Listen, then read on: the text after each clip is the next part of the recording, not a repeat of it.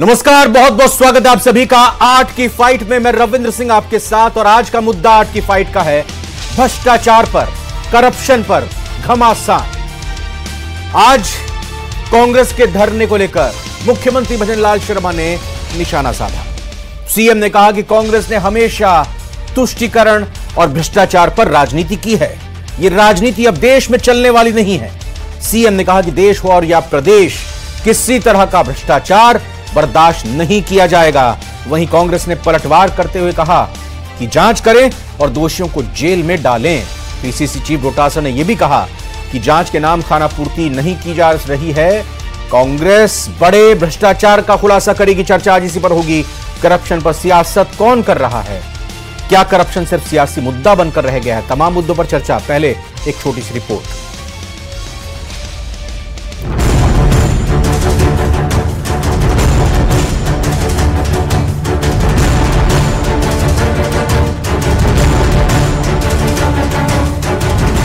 कांग्रेस के धरने पर सीएम भजनलाल का निशाना। कांग्रेस ने इस देश को भ्रष्टाचार में ढकेलने का काम किया है। कांग्रेस ने हमेशा की करप्शन पर राजनीति। हमेशा कांग्रेस भ्रष्टाचार और तुष्टीकरण के आधार पर राजनीति करती है। वो राजनीति अब चलने वाली नहीं। कांग्रेस की चुनौती, जांच करें और दोषियों को जेल में डालें। इनके घुटने टिका के रहेंगे, इनके घोटालों को उजागर करके रहेंगे, इनको जेलों में भेज करके रहेंगे, इनको सत्ता से हटा के रहेंगे। भ्रष्टाचार पर घमासान।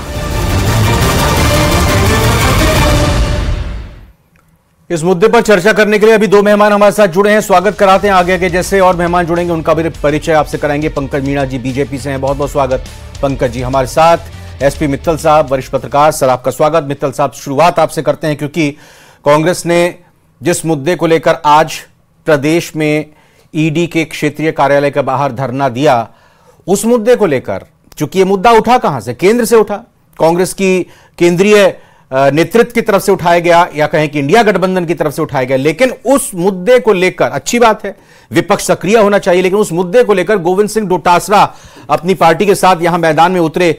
इसका मकसद क्या है? इसके पीछे आप किस तरह से सोच देखते हैं? और आज एक महत्वपूर्ण बात यह भी, जब धरना दिया गया उस दौरान पोस्टर में सिर्फ गोविंद सिंह डोटासरा जी की ही मूर्ति, माफ कीजिएगा, तस्वीर लगी हुई थी। एक तरफ खड़गे और राहुल गांधी तो थे, लेकिन प्रदेश के नेता में सिर्फ गोविंद सिंह डोटासरा का ही चेहरा था।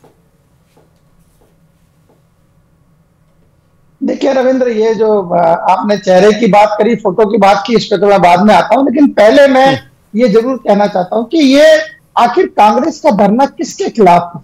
कांग्रेस ने ये कहा, जो उनका आह्वान किया गया था, वो ये कहा गया कि जो क्या नाम से हम ईडी दफ्तरों के बाहर धरना देंगे।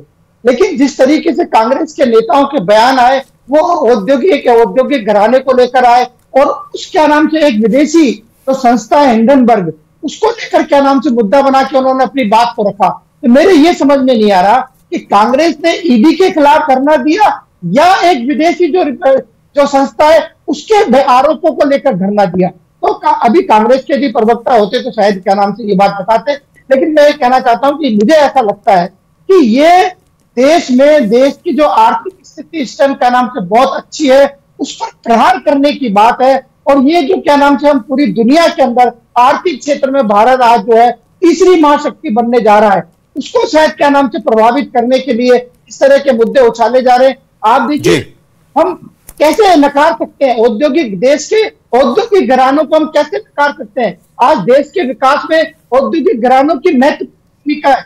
जिन लोगों पे आरोप लगाया जा रहा है वही औद्योगिक घराने, आप देखिए रक्षा क्षेत्र में उन्होंने हमें आत्मनिर्भर किया है। जो हम सामान पहले रक्षा के लिए अपनी सेना के लिए विदेशों से खरीदते थे, पिस्टल तक हम विदेशों से खरीदते थे, आज हम उसी पिस्टल का निर्यात भी कर रहे हैं। तो ऐसा नहीं है। और औद्योगिक विकास के कारण ही आज जो क्या नाम से भारत है पूरी दुनिया में तीसरी महाशक्ति बनने जा रहा है। तो जब देश इतनी अच्छी स्थिति में, तब इस तरह के आरोप लगाए जा रहे हैं। अब बात आती है राजनीति में भ्रष्टाचार की। तो मैं रविंद्र यहाँ याद दिलाना चाहता हूँ, आपको ध्यान होगा कि जब क्या नाम से अरविंद केजरीवाल दिल्ली के मुख्यमंत्री नहीं बने थे, विपक्ष में थे, तो उन्होंने क्या कहा था कि कि सोनिया गांधी, जो कांग्रेस के नेता है सोनिया गांधी, उनको आप जेल में डाल दो तो सारा भ्रष्टाचार उजागर हो जाएगा। आज वही क्या नाम से कांग्रेस और क्या नाम से अरविंद केजरीवाल की पार्टी, दोनों गठबंधन के बने हुए। तो ये जो स्थिति देश की है, मुझे लगता है कि क्या नाम से विरोध करने के लिए विरोध नहीं होना चाहिए, आपके पास में कोई तथ्यात्मक होना चाहिए, उसकी जांच। फिर हमारे पास जांच एजेंसियां, सुप्रीम कोर्ट तक में ये मामले गए, वहां भी क्या नाम से इस बात। नितिन सरस्वती देखिए जुड़ चुके हैं, आप याद ही कर रहे थे कांग्रेस के अगर प्रवक्ता होते तो जरूर सवाल करते, और वो आ चुके हैं। नितिन जी, ये ईडी के खिलाफ धरना था या हिंडनबर्ग की रिपोर्ट में जांच कराने की मांग को लेकर था? भाई ईडी के दफ्तर के सामने धरना क्यों था? सबसे पहले तो देखिए, सबसे पहले तो मैं रविंद्र जी आपको और आप न्यूज़ 18 के दर्शक, क्योंकि सबसे ज्यादा देखे जाने वाला चैनल है, सबसे पहले मैं मामला समझा देना चाहता हूं। अभी एसपी मित्तल जी की मैंने बहुत बड़ी बड़ी बातें सुनी है, उनको एक एक जवाब मिल जाएगा। सबसे पहले मैं बताना चाहता हूं कि ये एक ऐसा केस है जो 10 करोड़ जो इन्वेस्टर है, जो आम इन्वेस्टर है, उनकी सुरक्षा से जुड़ा हुआ मुद्दा है। इसके अंदर आपको देखना पड़ेगा, पहली बार किसी नॉन आईएएस को, जिसका ना जो कोई बैंक अध्यक्ष थी, ना किसी फंड की अध्यक्ष थी, ना कोई इस तरीके का कोई एक्सपीरियंस था, और फिर भी उन्हें पहले क्या नाम से सदस्य बनाया गया और उसके बाद में चेयरमैन बनाया गया। आप उस बात को भी हम छोड़ देते हैं कि इतने सारे लोगों में, योग्य लोगों में से कोई नहीं मिला, उनको चेयरमैन बना दिया। उसके बाद में आप देखेंगे कि इसके अंदर बहुत ही इंपॉर्टेंट क्वेश्चन है कि सुप्रीम कोर्ट ने पहले एक इस पे इंक्वायरी दी, और उस इंक्वायरी में, क्योंकि सेबी ऐसी छोटी मोटी संस्था नहीं है जिसके पास क्वासी फेडरल, लेजिस्लेटिव, एग्जीक्यूटिव तीनों पावर है। सुनिए एक बार सुनने के लिए देखिए, 2 मिनट में क्लियर हो जाएगा। सेबी हम सब समझते हैं, सेबी जो इस वक्त आपको और हमको सुन रहे हैं, नहीं वो जानते हैं। आप आगे बताइए। जिसके बाद इतनी पावर है, उसके अंदर जब सुप्रीम कोर्ट ने लास्ट में इंक्वायरी दी और उसमें जब उन्होंने एफिडेविट सबमिट किया, उस एफिडेविट के अंदर कहीं भी नहीं बताया कि अडानी के भाई की जो कंपनी, बेनामी कंपनी थी, उसमें उन्होंने डायरेक्टर को अपना दोस्त बना के उसके अंदर एक फंड में, जो कि बेनामी फंड है, उसमें एक उनका हिस्सा था, वो उन्होंने उस एफिडेविट में कहीं नहीं लिखा। तो पहली बात उन्होंने वो छुपाई। दूसरा, ऑफिस ऑफ प्रॉफिट का मामला है। चेयरमैन पद पे रहते हुए, क्योंकि ये इन्वेस्टर के हिस्से जुड़ा हुआ है, आप ऑफिस ऑफ प्रॉफिट का पद नहीं ले सकते, जबकि उन्होंने अपनी कंपनियों से 3 करोड़ रुपए का ऑफिस ऑफ प्रॉफिट कमाया, उसका भी कहीं जिक्र नहीं है। तीसरा, रियल इन्वेस्टमेंट ट्रस्ट, एक रीट ट्रस्ट है जो बहुत बड़ा ट्रस्ट है, रियल एस्टेट से रिलेटेड। वहां पे पॉलिसी, ना केवल उन्होंने उसके लिए पॉलिसी बनाई और उसका सब न्यूज चैनलों में इंटरव्यू देके प्रचार भी किया, और उसकी 3 कंपनियों को लॉन्च भी करवाया। उसमें उन्होंने कहीं भी उस इंटरव्यू में या कहीं भी यह जिक्र नहीं किया कि उनके पति उसमें कहीं किसी बड़े पद पे जुड़े हुए, वो उन्होंने कहीं वो नहीं किया इस तरीके से। और जब उनके ऊपर आरोप लगे, ये अभी एसपी मित्तल जी कह रहे थे कि विदेशी संस्था, बात विदेशी संस्था की नहीं है, बात है ये सच है या झूठ है, कोई भी बताए। इंपॉर्टेंट ये है कि ये फैक्ट सच है या झूठ है, क्योंकि 10 करोड़ लोगों से कोई भी बताए, अगर सच है तो गलत है, अगर झूठ है तो नहीं है। बात फैक्ट की बात है, आदत नहीं है इस तरीके से लोगों को जेपीसी अगर मांग विपक्ष की तरफ से की जा रही है, यहाँ पर पीसीसी अध्यक्ष और कांग्रेस की प्रदेश इकाई, अगर कांग्रेस की ये मांग रख रही है, जेपीसी होनी चाहिए, दूध का दूध, पानी का पानी होना चाहिए, अगर कहीं धुआं दिखाई दे रहा है तो आग तो लगी ही लगी होगी, तो कर दीजिए। रविंद्र जी, सबसे पहले तो मैं आज के कांग्रेस का जो फ्लॉप शो था, धरना पर जो पूरी तरह से असफल रहा, उस धरने से एक मैं अच्छी बात जरूर देखता हूं कि इन्होंने ईडी के कार्यालय के सामने धरना दिया है। इसका मतलब यह है कि ईडी नाम की संस्था में इनका विश्वास है। अब तक ये ईडी के नाम पे जितना भी हल्ला करते आए थे, ईडी को जेबी संस्था बताते आए थे, ईडी के कई तरह के इन्होंने पिछले 2-4 साल के अंदर हमले किए, उन सबको दत्ता बताते हुए आज कांग्रेस ने खुद ने ईडी के सामने धरना देके साबित किया कि ईडी के ऊपर इनका विश्वास है, और अब तक जो इन्होंने किया था वो सब इनका खुद का फर्जीवाड़ा था। दूसरी बात, इनको घोटालों की अगर इतनी चिंता होती है, पहली बात तो देखिए यहाँ पे एक अभी नितिन जी ने बड़े बड़े फैक्ट्स रखे, परंतु एक चीज इंपॉर्टेंट देखने वाली बात यह है कि रिपोर्ट हिडनबर्ग की है, जो एक विदेशी एनजीओ भी नहीं कह सकते, एक छोटी मोटी संस्था है। आप विदेशी के जो संस्था है उसके रिपोर्ट के ऊपर विश्वास करते हैं और हमारे भारत सरकार के सिस्टम के ऊपर विश्वास नहीं करते। हमारी भारत सरकार की चाहे सेबी हो, चाहे ईडी हो, चाहे सीबीआई, उन पे विश्वास नहीं करते। ये कांग्रेस का मानसिक दिवालियापन है, इसके अलावा कुछ नहीं है। एक मैं इंपॉर्टेंट बात कहना चाहूंगा, आज के अगर धरने की बात अगर हम कर रहे हैं, चर्चा कर रहे हैं, तो देखना पड़ेगा कि आज फोटो खिंचवाने के लिए, चेहरा चमकाने के लिए कांग्रेस के नेता जरूर इकट्ठे हो गए, पर जनता आज इनके साथ में नहीं है। मेरे को लगता है कोई 100-200 लोग आज इकट्ठे हुए थे पूरे तमाम प्रयासों के बावजूद भी, और उसके बाद भी ये कोई प्रभाव छोड़ पाए ऐसा नहीं है। हाँ, ये जरूर है कि जिस प्रकार से इनके पीसीसी के बड़बोले अध्यक्ष हैं जो बड़ी बड़ी बातें करते हैं, घुटने पे ला देंगे।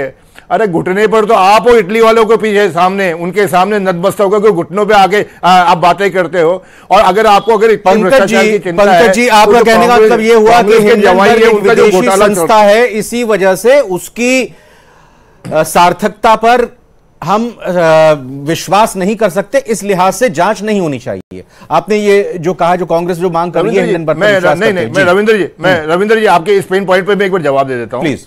देखिए, हिंडनबर्ग विदेशी संस्था है या किसकी रिपोर्ट है, ये फिर भी इतना मायने नहीं रखता, परंतु हमको देखना पड़ेगा कि अभी कुछ महीने पहले हिंडनबर्ग की एक रिपोर्ट और आई थी, और उस रिपोर्ट के आधार पे हमारा शेयर बाजार क्रैश किया था और एक ही दिन में 5 लाख करोड़ का नुकसान हुआ था हिंदुस्तान की जनता को। और जब उस हिंडनबर्ग की रिपोर्ट के आधार पर हमारी हिंदुस्तान की संस्थाओं ने जब जांच की तो पाया गया कि वो हिंडनबर्ग की रिपोर्ट जितनी भी प्रकार की थी वो सब घोटाला था, वो हिंडनबर्ग की फर्जी रिपोर्टें थी। और उसके बाद में शेयर बाजार मजबूत हुआ, और शेयर बाजार इस कदर मजबूत हुआ कि ऑल टाइम हाई पे चल रहा है आज शेयर बाजार। तो मुझे लगता है कि जिस संस्था की रिपोर्ट के आधार पर आज इन्होंने ईडी के सामने धरना दिया, उस संस्था की काबिलियत को पहले चेक कर लेना चाहिए। और नितिन सरस्वती, आज मुख्यमंत्री भजनलाल शर्मा ने भी कहा कि देश को भ्रष्टाचार में धकेलने का काम करती है कांग्रेस। कांग्रेस ने हमेशा करप्शन की राजनीति की है और किसी तरह का भ्रष्टाचार प्रदेश में तो बर्दाश्त नहीं होगा। देखिए रविंद्र जी, भ्रष्टाचार और भाजपा का कितना संगम है, मैं 30 सेकंड में ही बता सकता हूं। देश का कोई भी आदमी, जनार्दन रेड्डी को जिसको ये कहते थे शामिल कर लिया, नवीन जिंदल, अजीत पवार जिसमें 70,000 करोड़ का उसको कुंजी दे दी, प्रफुल्ल पटेल, हेमंत बिश्व शर्मा, छगन भुजबल जिसको कहते थे जेल में होगा उसका क्या कर दिया, शुभेंदु अधिकारी, नारायण राणे जिसको कहा करते थे अमित शाह जेल में होना चाहिए, विधानसभा में नहीं, वो आज केंद्रीय मंत्री है, मुकुल राय, प्रेमा खांडू, और नोटबंदी से बड़ा भ्रष्टाचार। और सुप्रीम कोर्ट ने खुद कहा कि जो इन्होंने इलेक्टोरल बॉन्ड दिया था उसमें सीबीआई, ईडी और आईटी से जिस तरीके का एक्सटॉर्शन चलाया, मैं कह रहा हूं केवल इंडिया में नहीं पूरे विश्व में ऐसा एक्सटॉर्शन रैकेट चलाने वाला तो कोई पूरे विश्व में ऐसी सरकार नहीं होगी। यह तो नया कीर्तिमान प्रधानमंत्री ने स्थापित कर दिया। आज मैं ये कह रहा हूं कि इन सब के ऊपर ईडी एक बात बोलने के लिए तैयार नहीं है। मुद्रा एयरपोर्ट पे लाखों करोड़ों रुपए का ड्रग्स पकड़ा गया, आपको और मेरे को भी नहीं पता कि वो ड्रग्स कहा गया। कैग की रिपोर्ट में तमाम भ्रष्टाचार के खुलासे हुए, ईडी कहीं नहीं गई। तो ये सब भ्रष्टाचार और भाजपा का क्या संगम है, ये पूरी देश और जनता जानती है। लेकिन मैं इंपॉर्टेंट टॉपिक बताना चाहता हूं कि जेपीसी जो जांच है वो पहली बार नहीं है, पहले भी ऐसे ने जेपीसी ने जांच की, क्योंकि ये दलीय हितों से ऊपर उठ के सर्वदलीय जेपीसी जांच बनाई जाती है। और उसके बाद में हमारे देश को कितना फायदा हुआ था, क्योंकि ये 10 करोड़ इन्वेस्टर का मामला है। पूरी जेपीसी के बाद में कड़े कानून बनाए गए। भ्रष्टाचार की अगर आप कांग्रेस की बात करते हैं तो ये जो भ्रष्टाचार के जिन पर आरोप लगे वो आपकी पार्टी में शामिल हो गए। बिल्कुल रविंद्र जी, देखिए तमाम प्रयासों के बावजूद, बहुत बड़े बड़े एक्सपर्ट्स की सलाह के बावजूद राहुल गांधी जी पिछले 11 साल से जो केंद्र में मोदी सरकार शासन कर रही है उसके खिलाफ एक भी भ्रष्टाचार का आरोप साबित नहीं कर पाए। समय पर वैसे भाई इन्होंने आरोप, अरे नितिन भाई चिल्लाने के लिए आए हो क्या, चिल्लाने के लिए आए हो क्या? आपसे ज्यादा चिल्ला लूंगा, समय आपसे ज्यादा खा जाऊंगा, आपसे ज्यादा समय खाऊंगा। देखिए, जब ये बड़ी अच्छी परंपरा रही कि जब आप वो बोले आप नहीं बोले, अब जब वो बोल रहे हैं तो प्लीज आप भी मत बोलिएगा। देखिए, हमको अच्छे से ध्यान में है 2019 के चुनाव के टाइम पे इन्होंने राफेल घोटाला लाए, बाद में हमारे सुप्रीम कोर्ट जैसी संस्था ने कहा कि राफेल में कोई घोटाला नहीं हुआ। और ऐसे तमाम आरोप राहुल गांधी जी और कांग्रेस पार्टी पिछले 10-11 साल में लगाने की कोशिश कर रही है, पर एक भी आरोप इनका धरातल पे ना तो टिक पाया ना चल पाया। तो मेरे को ऐसा लगता है कि जेपीसी की मांग है ये भी केवल और केवल जनता को गुमराह करने के लिए और उलझाने के लिए है, जबकि पूरा देश ही जानता है कि भ्रष्टाचार की जननी कांग्रेस पार्टी है। राकेश गोयल जी से सवाल को लेता हूं। राकेश गोयल 1985 उड़ीसा में एक सभा के दौरान तत्कालीन प्रधानमंत्री राजीव गांधी ने कहा था कि केंद्र से 1 रुपया जाता है 15 पैसे पहुंचता है। उस दिन भी भ्रष्टाचार की बात होती थी, आज भी भ्रष्टाचार की बात होती है। क्या भ्रष्टाचार राजनीति की जरूरत है या मजबूरी है? ये मुद्दा है भी। रविंद्र जी, देश ने आजादी के बाद से जो झेला है, भ्रष्टाचार का जो झेला है, और कांग्रेस के तो प्रधानमंत्री तक इस बात का एक्सेप्ट कर चुके हैं कि हम 1 रुपया भेजते थे तो 15 पैसे यानी 85 पैसे खा जाते थे दलाली के अंदर, और लगभग 70 साल हमने इस चीज को रिपीट होते हुए देखा है। आज हिंडनबर्ग पार्ट 2 जो किया गया है वो अपने आप में एक इंटरनेशनल साजिश में इसको मानता हूं। देश की इकोनॉमी जो आज 5 नंबर पे है, 3rd नंबर पे जाने की और अग्रसर है, उसको धूमिल करने के लिए देश के जो उद्योगपति हैं, जो यहाँ पे टैक्स भर रहे हैं, उनको उनकी छवि धूमिल करने के लिए, देश के जो लोग शेयर मार्केट में इन्वेस्ट करते हैं उनका नुकसान करने के लिए, और पर्सनली ही हिंडनबर्ग ने शॉर्ट सेलिंग करके इस रिपोर्ट के आने से पहले 700-800 करोड़ रुपए भी कमाए। ये भी जांच का एक विषय है। ये जो बड़ी जो मुझे लगता है इंटरनेशनल साजिश के तहत देश को बदनाम करने की, देश को आर्थिक पटरी से उसकी उतारने के लिए इस तरीके की रिपोर्टें पेश की जा रही हैं, और जैसे रिपोर्ट आती है उसी वक्त वो रिपोर्ट की खबर पहले से कांग्रेस को होती है ताकि वो सदन में हंगामा करे, उस मुद्दे को उठाए। और इस पे जेपीसी की मांग तो बिल्कुल ही एक निरर्थक है, क्योंकि ये पॉसिबल नहीं है। आपने मुकुल रोहतगी जो वरिष्ठ लॉयर है उनका भी वक्तव्य सुना होगा, हरीश साल्वे जी ने भी इस पर खंडन किया है कि ये पॉसिबल नहीं है और इसकी जरूरत भी नहीं है। ऑलरेडी सुप्रीम कोर्ट या सेबी जैसी जो स्वतंत्र संस्थाएं हैं, ये उनको नीचा दिखाने का प्रयास किया जा रहा है कांग्रेस की तरफ से, और देश की जनता इस बात को समझती है। और मैं बिल्कुल इसको एक नेगेटिव राजनीति कांग्रेस कर रही है, इसको बिल्कुल उनको अपनी जो देश की संस्थाएं हैं नहीं।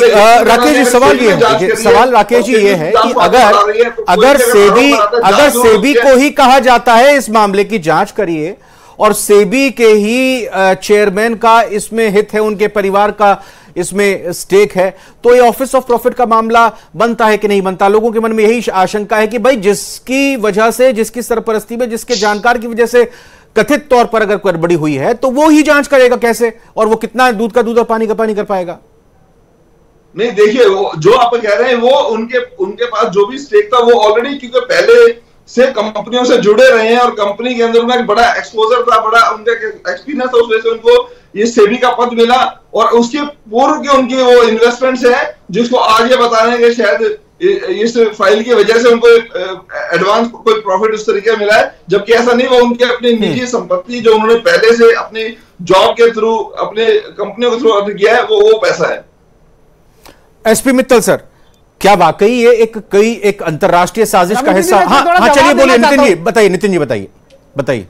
देखिए, मैं बहुत ही इन्होंने आज अपने जो राकेश गोयल जी से मैं पूछना चाहता हूं, क्या REIT में उनके पति का क्या नाम से उसमें हिस्सेदारी थी या नहीं थी? उससे जुड़े हुए थे, नहीं थे? ऑफिस ऑफ प्रॉफिट के तहत उन्होंने 3 करोड़ रुपए लिए या नहीं लिए? सुप्रीम कोर्ट में उन्होंने एफिडेविट ये दिया था कि नहीं दिया था कि उस बेनामी फंड में मेरा कोई हिस्सा नहीं है? आपको ये पता है कि नहीं पता? आप ये पढ़ के आए कि नहीं आए? आपने आके आपको सारी रिपोर्ट या पता चल गई? किसी वित्त मंत्री का बयान नहीं आया, कोई इंटरनल जांच नहीं हुई, आपको ये पता है कि नहीं पता? जेपीसी दलीय हित से ऊपर बनती है, और वो देश की बनती है, और वो देश के लोग बनाते हैं, देश की पार्टियां बनाती है, और दलीय हित से ऊपर उठ के बनती है, और संसद में बनती है। और आगे पहले भी जेपीसी जांच हुई है, दूध का दूध पानी का पानी होने के लिए, और उस जेपीसी ने ही सुन लीजिए, आप ये जो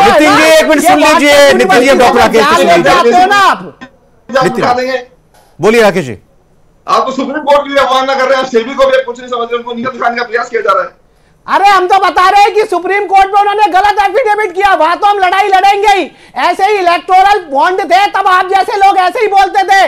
खुद वहां पे बीजेपी के नेता प्रधानमंत्री बोलते थे कि इस सिस्टम को साफ करने के लिए लाया गया, और उन्होंने और सुप्रीम कोर्ट ने खुलासा किया कि ये पूरे विश्व का सबसे बड़ा रैकेट चल रहा था। इलेक्टोरल बॉन्ड के नाम पे विश्व का सबसे बड़ा रैकेट चल रहा था। आप जैसे लोग सत्ता के आगे पीछे व्हाट्सएप यूनिवर्सिटी से ज्ञान लेके घूमते हैं। ठीक है, मैं अब जो है एक बार एसपी मित्तल सर के पास आऊंगा। एसपी मित्तल सर के पास आऊंगा। एसपी मित्तल साहब, 2 चीजें देखिए निकल कर, एक आ रहा है हिंडनबर्ग पर कितना भरोसा किया जाए या कितनी उसकी नीयत पर सवाल उठाया जाए। हिंडनबर्ग पार्ट 2, हिंडनबर्ग सभी जानते हैं एक शॉर्ट सेलर है, मतलब यह कि शेयर मार्केट में अगर 10 रुपए की कोई चीज मिल रही है, उसके पास पहले से जानकारी है कि वो एक ऐसी इंफॉर्मेशन बाजार में झोंकने वाला है जिसके बाद 10 रुपए का माल 5 रुपए पे आ जाएगा, तो वो शॉर्ट सेल कर देता है, मतलब 10 रुपए की चीज को बेच देता है और वो जब 5 रुपए 4 रुपए गिर के आ जाता है तो उसको खरीद लेता है, उसको 5% 5 रुपए 6 रुपए का मुनाफा हो गया। हिंडनबर्ग की नियत अंतरराष्ट्रीय साजिश है क्या या सिर्फ उसका धंधा है इसी तरह से, और क्या इसमें कहीं भी अंतरराष्ट्रीय साजिश की बू आ रही है क्या, और इससे सावधान होना चाहिए, इससे किसी को भी मोहरा नहीं बनना चाहिए, टूल नहीं बनना चाहिए? नहीं, देखिए रविंद्र, इसमें तो कोई दो राय नहीं है कि हिंडनबर्ग का हमने इतिहास पहले देखा ही है कि शॉर्ट सेलिंग करते हैं वो, उनको अभी फायदा भी हुआ जब उन्होंने अपनी पहली रिपोर्ट करी और जिस तरीके से शेयर मार्केट भारत का डाउन गया तो उन्होंने सस्ते में अपने शेयर खरीदे ही है। लेकिन सबसे महत्वपूर्ण बात यह है कि आपको यदि किसी पर ऐतराज है तो हमारे यहाँ लोकतंत्र है, हमारे यहाँ पूरा सिस्टम लागू है। आप राफेल का मामला भी तो सुप्रीम कोर्ट में ले गए थे, आप ले जाइए, ये मामला भी सुप्रीम कोर्ट में ले जाइए, जांच करवा लीजिए। आप जेपीसी करके राजनीति करना चाहते हैं, मेरा ये मानना है, उससे क्या रिजल्ट निकलेगा? अभी क्या नाम से जो वक्फ संपत्ति एक्ट के अंदर जो लाया उसको हमने जब जेपीसी में सरकार ने दिया तो कांग्रेस उसका विरोध कर रही है। इस मामले कहते हैं जेपीसी में ले जाओ। मुझे लगता है कि क्या नाम से जब हम बात करते हैं कि राजनीति में भ्रष्टाचार समाप्त होना चाहिए तो फिर भ्रष्टाचार समाप्त होना चाहिए। अब यूं तो हम क्या नाम से कांग्रेस के लिए भी कह सकते हैं कि मात्र 50 लाख रुपए का इंडियन ने उसमें नेशनल इन्वेस्टमेंट करके 2000 करोड़ रुपए के संपत्तियों का मालिक बिल्कुल बिल्कुल बिल्कुल बिल्कुल। और पंकज जी, जैसा मित्तल सर ने कहा कि भाई आप जेपीसी की मांग कर रहे हैं, आप जाइए सुप्रीम कोर्ट, आप क्या सलाह देंगे? क्या जेपीसी की मांग स्वीकार करेंगे या फिर आप भी यही कहेंगे कि जाइए सुप्रीम कोर्ट, या यूं ही धरना प्रदर्शन ईडी के कार्यालय के सामने जारी रखें? क्या कहेंगे?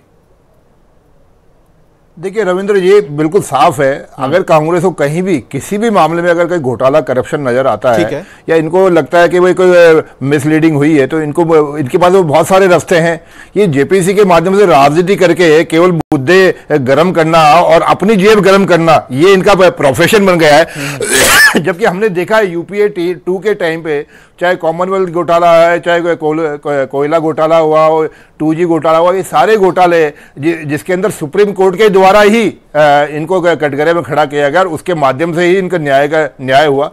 परंतु मुझे ऐसा लगता है कि कांग्रेस का एक स्वभाव बन गया है कि झूठे आरोप लगाओ और फिर छोड़ के भाग जाओ, ये इनका स्वभाव बनता गया है।